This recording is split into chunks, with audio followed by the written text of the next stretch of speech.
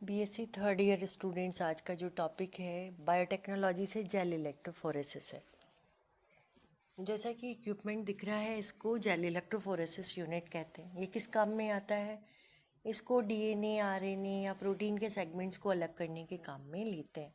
इसका जो basic principle है वो है इलेक्ट्रिक करंट। इसका जो भी हम जेल प्लेट या जो मीडिया बना रहे हैं जिसमें कि डीएनए को रन करना होता है, वो इलेक्ट्रिक करंट के थ्रू किसी जेल पर रन होता है। इनके अलग अलग इनकी जो लेंथ है उसके डेंसिटी के अकॉर्डिंग ये डीएनए फ्रैगमेंट्स इस पे वाया इलेक्ट्रिक करंट के थ्रू इस फील्ड से गुजरते हैं और एक बैंड्स के रूप में अलग अलग जगह इकट्ठा हो जाते हैं। तो ये जो टेक्निक है वो करंट बेस्ड टेक्निक है जिसको जेल इलेक्ट्रोफोरेसिस टेक्निक कहते हैं। तो जो जेल है वो जिसके थ्रू इसको गुजारना होता है, उस जेल में दो तरह के जेल काम में लिए जा सकते हैं।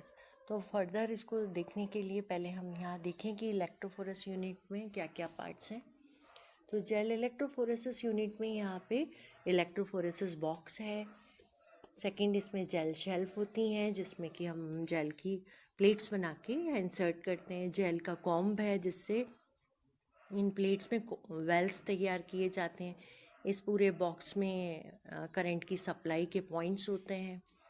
साथ में जो जेल है वो किससे बनाया जाता है, तो इसमें पहले हम यहाँ देखें। ये इलेक्ट्रोफोरेसिस यूनिट में यहाँ पे ये जेल कास्टिंग ट्रे है जिसमें कि जेल प्लेट को रखा जाएगा। तो जेल प्लेट किस तरह से तैयार की जाती है? कोई भी कांच की प्लेट है उसके ऊपर जेल सॉल्यूशन लगाया जाता है। अब ये जेल सॉल्यूशन दो प्रकार के, पहले तो अगेरोस जेल है। अगेरोस जेल अगार अगार से तैयार किया जाता है और इसमें इसको सुखाकर अगेरोस जेल प्लेट तैयार की जा सकती है। ऐसे ही दूसरा पॉलीएक्रिलेमाइड है, उससे भी जेल प्लेट्स तैयार किए जा सकते हैं। और इनकी जो प्लेट्स बन गई हैं उनको इस बॉक्स में जो ट्रे है उसमें इंसर्ट करते हैं। इस तरह से ये इलेक्ट्रोफोरेसिस यूनिट में जेल प्लेट्स को इंसर्ट कर दिया जाता है। दूसरा, अगर हम यहाँ देखें, ये कॉम्ब है, ये जेल का कॉम्ब, इससे वेल्स तैयार होते हैं। जब हमने जेल प्लेट बना लिया है तो इस कॉम्ब से इसमें जेल प्लेट के बिल्कुल बेस पर जेल वेल्स बन जाते हैं जहाँ पे कि हमें डीएनए का जो मिक्सचर है उसको लोड करना है।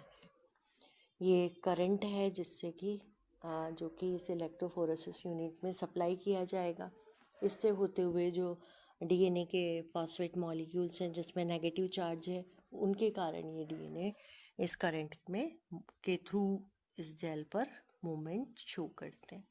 तो ये था इलेक्ट्रोफोरेसिस यूनिट में कितने पार्ट्स हैं। तो पहला इसका ये बॉक्स है जिसमें जेल कास्टिंग ट्रे है, इसमें इलेक्ट्रिसिटी की सप्लाई है, ये कॉम्ब है जिससे कि वेल्स तैयार करते हैं।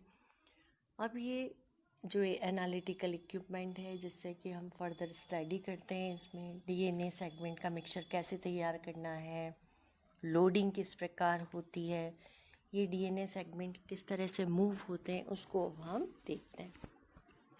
तो यहाँ हम देखें कि जेल इलेक्ट्रोफोरेसिस टेक्निक में क्या है कि जो डीएनए मॉलिक्यूल्स है जिसको कि सूटेबल साइट से लिया गया है उसको रेस्ट्रिक्टिव एंजाइम से गुजारा जाता है। इससे क्लीवेज होगा, इसका डाइजेशन होगा और डीएनए फ्रैगमेंट्स बनेंगे। ये जो डीएनए फ्रैगमेंट्स है डबल स्ट्रैंडेड डीएनए है। अब इनमें सुक्रोज और स्टेन्स मिलाए जाते हैं ताकि ये सुक्रोज से तो इनकी डेंसिटी बढ़ती है, और जो स्टेन मिलाया जाता है जैसे इथाइडियम ब्रोमाइड है, मिथाइलिन ब्लू है, वो इसमें मिलाया जाता है ताकि इनका विजुअलाइजेशन क्लियर हो, जो बैंड्स हैं वो चमकीले और कलरफुल बने। अब आता है नेक्स्ट, इसमें लोडिंग किस तरह से करते हैं। तो जो ये जेल प्लेट है इसके बेस पर हमने वेल्स बनाए हैं, यहाँ इसकी लोडिंग की जाती है। साथ में इसमें लोडिंग में हम यहाँ देखें तो ये यहाँ इसकी लोडिंग किए जाएगा। अब करंट की सप्लाई होगी तो लोडिंग करने से पहले एक वेल्स में एक उस तरह का जो स्टैंडर्ड डीएनए का जो नोन है, जिसको पता है, जिसके बारे में हमें, उस नोन स्टैंडर्ड डीएनए को इस अलग से वेल में लोड करते हैं। साथ में जो अननोन है जिसकी कि हमें स्टडी करनी है उन्हें दूसरे वेल्स में लोड कर देते हैं। अब इसमें करंट की सप्लाई की जाती है, इससे डीएनए फ्रैगमेंट्स इस जेल के ऊपर जो इसमें पोर्स थे उससे गुजरते हुए अलग अलग बैंड्स में अपनी लेंथ और डेंसिटी के अकॉर्डिंग बैंड्स बनाते हैं, जिनको आसानी से देखा जा सकता है। जिस तरह का स्ट्रेन हमने काम में लिया है उससे इनको, अगर हम इसको अल्ट्रा वायलेट रेस पे देखें तो ये चमकीले कलर के दिखते हैं, जैसे ऑरेंज कलर के इथाइडियम ब्रोमाइड में दिखेंगे और आसमानी से चमकीले मेथाइलिन ब्लू में दिखाई देंगे। तो इस तरह से ये ब्लॉट तैयार करने के लिए, अगर हमें टेम्परेरी रूप में स्टडी करना है तो हम इनको स्टेन से भी देख सकते हैं, लेकिन जब परमानेंट स्टडी करनी है तो अब इसमें मॉलिक्यूलर प्रोब्स काम में लिए जाते हैं, जो रेडियो एक्टिव भी हो सकते हैं, नॉन रेडियो एक्टिव भी हो सकते हैं। रेडियो एक्टिव प्रोब्स को काम में लेने के लिए फिर हमें एक्स रेज है, ऑटो रेडियोग्राफी है, इस तरह की टेक्निक को काम में लेना होता है। तो जो ब्लॉटिंग्स हैं उसमें सदन ब्लॉटिंग, अगर हमको डीएनए सेगमेंट्स की स्टडी करना है तो सदन ब्लॉटिंग लेना पड़ेगा। आरएनए सेगमेंट की स्टडी के लिए नदन ब्लॉटिंग कहलाता है, और जो प्रोटीन सेगमेंट्स हैं उनकी स्टडी के लिए इसमें वेस्टर्न ब्लॉटिंग को काम में लिया जाता है।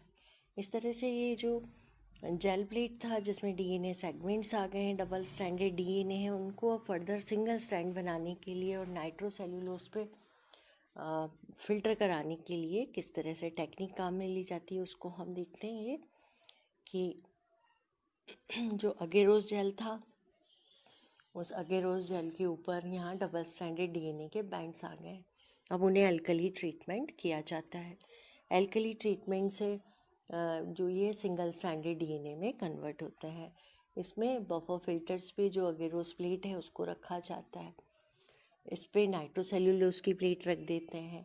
इससे जो अगेरोस जेल से ये नाइट्रोसेल्यूलोज के ऊपर बफर सॉल्यूशन के थ्रू नाइट्रोसेल्यूलोज तक ये डीएनए सेगमेंट्स पहुंचते हैं। साथ में ही जो नाइट्रोसेल्यूलोज पे ये डीएनए सेगमेंट्स हैं वो पर्टिकुलर बैंड्स के फॉर्म में डेवलप होते हैं।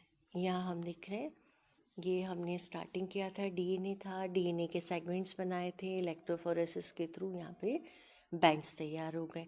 अब उसको जेल प्लेट को अलग कर लेते हैं। अब इसको नाइट्रोसेल्यूलोज फिल्टर पे हमें डेवलप करना है। तो उसके लिए सबसे पहले जो बेस है उसमें हम बफर सॉल्यूशन लेते हैं, जिसमें वो सोडियम आयंस की हाई कंसंट्रेशन है, और इस बफर सॉल्यूशन के ऊपर यहाँ पे जो अगेरोस जेल प्लेट थी उसको रखा जाता है। फिर फर्दर इसके ऊपर नाइट्रोसेल्यूलोज की मेम्ब्रेन को रखा जाता है। देन नाइट्रोसेल्यूलोज मेम्ब्रेन के ऊपर फिल्टर पेपर्स की एक सीरीज़ रख दी जाती है। अब बफर जो सॉल्यूशन है उसका मूवमेंट इन सब फिल्टर पेपर्स के थ्रू होता है। जो इस बफर सॉल्यूशन में जो डीएनए है वो पहले जो हमने सबसे नीचे जो बफर सॉल्यूशन लिया था उसमें उसके ऊपर जो अगेरोस जेल था उससे होता हुआ है बफर सॉल्यूशन अगेरोस जेल में जो बैंड्स थे डीएनए के उनको लेता हुआ ये नाइट्रोसेल्यूलोज मेम्ब्रेन तक पहुंचता है।